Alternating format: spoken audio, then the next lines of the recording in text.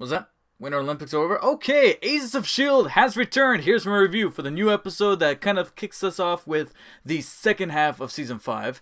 And what's cool is that, sure, we are departing the space adventure aesthetic. We're no longer in the future. We're no longer dealing with the Kree or anything like that. But there were things stemmed from that Fitz episode where it did take place on Earth in current time, and I love that this episode picked up right what Fitz kind of left behind in that episode. So it's like, hey, they still have some shit to deal with going back home, and it's cool because the team has learned to accept that they're stuck in a loop, and it's not exactly integral to like time vortexes or paradox or things like that they had to physically and straightforwardly deal with in the first half of the season. This is more like them being kind of meta about what's happening with Agents of S.H.I.E.L.D. as a show, where every season there's going to be something that is going to be a result of the thing that they fought before, and it's just gonna keep on cycling over and over.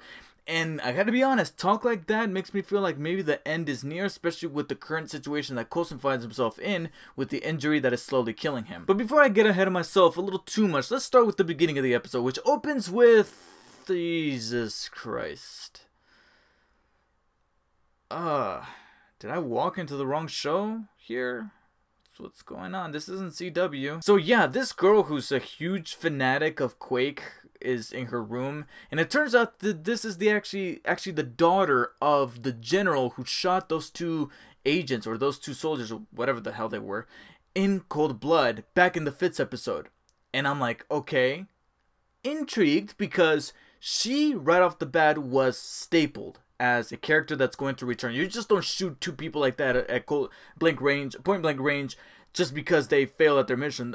Again, going back to that review, I thought that she was just going to let them go or reprimand them or whatever, but she kills them just right there and then without any hesitation. So that's when I knew this bitch is going to be trouble, and they bring her back here at the beginning. So what exactly is going to be her integral part into the story, and more importantly, what the hell does this girl have anything to do with that? More on her later. Before we get to that, our heroes finally return to the present day. And again, when you're developing a show and you're trying to make us care for the characters and really get into the story, you really should not forego or really take little, small, impeccable details for granted. And one of those details that just stood out to me very well was when our heroes finally walk out into the sun, into the outside, and they breathe in that fresh air and they feel the wind in their faces. And little moments like that is what make shows like these great, and why it makes these characters great and very relatable, is because they take the moment to literally smell the roses. But here it's warranted. Here it's deserved. They earned this, and so it's almost like I wanted to do yoga with them right there in that moment. But of course, seeing that cop car, you know that trouble's not exactly going to be falling behind. But as soon as they get back to the lighthouse, they're greeted with Noah, who's played by this character actor who I've seen in a shit ton of movies, but for the life of me I cannot remember his name. Hence the term, a character actor. He comes in and he's pretty much Enoch 2.0, only with some subtle differences that makes you go, okay, this is not exactly retreading the Enoch character. It's like a version of Enoch, but different enough for you to go like, okay, you're your own separate little thing. And I'm that dynamic that Enoch brought to the show is back again, but different. And I'm like, okay, cool, I think I can vibe with this. So they get put back into the lighthouse, and here they try to play catch up, especially when it looks like a signal is being sent out, and they go to it. Here they come across this character Piper, who we've seen earlier in the show. In fact, she was one of the last few characters we kind of saw as a recognizable face before heroes got then put into that diner, and then from there they got put into the future, and hence we had the space opera arc. So it was cool to see a familiar face. It's just a shame that she ended up betraying them, and it was a little predictable, especially because she was the first one there. It's like, okay, that's a little convenient. But then her turn just as quickly back to being with the team, it's just as knee-jerking, and I'm like, okay, you know, settle on something here. And I'm not exactly talking about the character, I'm talking about the writers, because now seeing how that entire scenario kind of played out, they gotta go complex with this character. There's gotta be a reason for why they brought her back, because even though she's a likable actress in a likable role, I just didn't think that she affected the plot in any very big way, especially when she was in the show all those months prior, back in, what was it, season 4? So she needs to have some kind of significant arc now bringing her back. There's got to be a reason. She can't just be filler or you know, a red shirt character that you can then later on kill off without any kind of explanation as to why they needed to be, why we needed to feel for the character. So there could be some layers of complexity added. It's just that I kind of wish that maybe she would have stayed on the bad guys team, but without, I did like that she didn't go full on bad guy, like in terms of personality. She wasn't like, you guys, you know, she wasn't angsty, she wasn't brooding, she was still the same character. It's just that she had to make a difficult choice. It's just that I don't know, I just feel like she should have stuck with the guns, and then later on when she makes the turn back to being on the good side, it would have had greater weight because she stayed in the bad guys side so much, especially after the fucked up shit that happened in that scene with Yo-Yo losing her arms. I was not expecting that. That was gut-wrenching. And that's what a moment like that should feel, gut-wrenching, because it just comes out of nowhere. Situations like that, even in real life, when somebody loses a limb, they come out of nowhere. You don't expect them, and that's what makes them just so powerful. And you can kind of argue that maybe they were planting the seed a little bit with that scene between her and Mac earlier, where she was having the weight on her shoulders about knowing what's going to happen in the future. But it's crazy to see that her losing her arms was not exactly Cassius doing. It was actually here in the past, and her, as well as all of us, the audience, are now realizing, oh shit, this is our first taste of things coming true. That prophecy, everything that that was foretold to us in the future, is now exactly coming true. And it's cool to see that our characters are here thinking that maybe they have a chance of fixing this, but then Yo-Yo losing her arms is just like, no, this is not, no. This is possibly going to be the Infinity War type of scenario for our quote-unquote smaller tier characters here on the small screen through Agents of S.H.I.E.L.D. And then at that point, the ball keeps rolling. The beacon that they bring back, which, I gotta be honest, I will admit, it's getting a little dumb, bringing back things that they probably shouldn't bring back. I mean, I understand that they can't take chances and all that stuff, but I feel like it's just so happened so much in this show that I think at this point they should learn.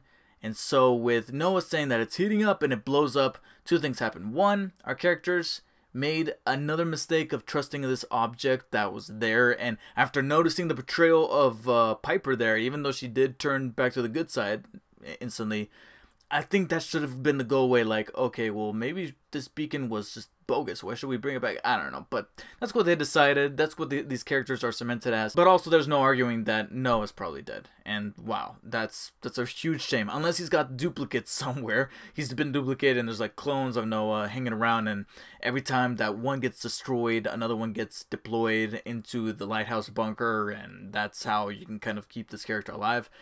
It's a shame that this character actor was doing a good job as this character, and I like his dynamic that he was fitting in, only to see him be taken out after just one episode. But hey, you know who I thought got taken out by an explosion? Fucking Deke. And he comes back in this episode. And I'm not gonna lie, my eyes initially rolled at his inclusion in this episode, because I'm like, really? I mean, yeah, you could argue that the shard was in front of him and that's what got activated and was able to suck him in at the same time, but you know, it looked like you actually tried to do something giving him a death, and to see that death get kind of just pandered like that, I was like, I don't know how I feel about that. But I quickly turned around to find myself utterly surprised by how charming and endearing Deke was for the very first time during his time on the show, by having him be like a child here in the past, seeing him experiencing all these things like hugging that tree and then eating all that food and drinking all those drinks in the bar. There was something genuinely kind of witty and cunning about that I was like, okay, I kind of like this. Take Deke out of the post-apocalyptic element and then put him here. That might just make me like this character, as opposed to what we were dealing with him in the first half. Maybe there's a semblance of hope. Maybe. So despite a few things that I felt a little iffy on, and possibly I might be the only one in the minority to think that way, overall I felt like these characters, by the time I finished this episode, where I'm like, yes, once again, S.H.I.E.L.D. is back, and I feel like that really good feeling, just like the characters did, returning back to their own time at the beginning of the episode. So, I give that, wait, am I forgetting something? Oh yes, that girl at the beginning. Just like this episode kind of seemed to forget. Halfway through, I was thinking to myself, what was the purpose of her? I mean, the S.H.I.E.L.D. team, you know, the writers team behind the show. They gotta be a smart bunch. They can't, you know, they've done some really clever things before. I don't know why they would include her. Oh shit! As soon as I saw that General Hale inside of a room, we didn't even cut to her. It was just her inside of the room, and I could tell that she was inside of that bedroom, and that's where it instantly clicked into my head. She's the masked girl who took out Yo-Yo's arms. And sure enough, she walks into frame, takes off the mask, puts her things away. And then her obsession with Daisy gets really well supported by her doing all this stuff just so that she can actually have Daisy as like a pet. She's genuinely obsessed with Daisy Johnson, aka Quake here. She's not just a fan. She's actually kind of pulling the strings here and there because in one ways than none, she's kind of also manipulating General Hale, who's out there also trying to create her own team, which we're left with the stinger there of going back to Keel, which is the Absorbent Man from all those seasons ago, which is cool to see another returning face. But how many times have we seen this type of character be like, I'm putting together a team? But again, like I mentioned, they are doing a very Infinity War scale type of arc for our heroes here in Agents of S.H.I.E.L.D. And I think that this girl could actually be the one to spearhead this thing into creating this really captivating arc between these two teams going at each other. And who knows, we might be seeing some of the biggest events happening in Agents of S.H.I.E.L.D. that could ultimately change the show. Not only that, but maybe, just maybe, we could be leading into what could be the last half of a season for Agents of S.H.I.E.L.D. as a series. Because it's the 5th season, Coulson looks to be in very great peril, and that's the sort of thing that a show like this could go out into the sunset on. So, who knows?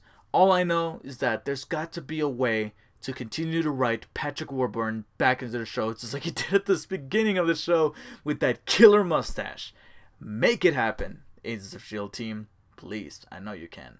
So, I'm going to be giving the new mid-season premiere of Agents of S.H.I.E.L.D. entitled All the Comforts of Home a very strong and high 8 out of 10. Thank you guys so much for watching. Please let me know in the comments below what you guys thought of the new Agents of S.H.I.E.L.D. Please hit the like and share button for this video to support it, as well as supporting the channel by hitting the subscribe button, especially for those Agents of S.H.I.E.L.D. reviews that are going to be coming up, especially the one for next week, which gives us the very emblematic and very...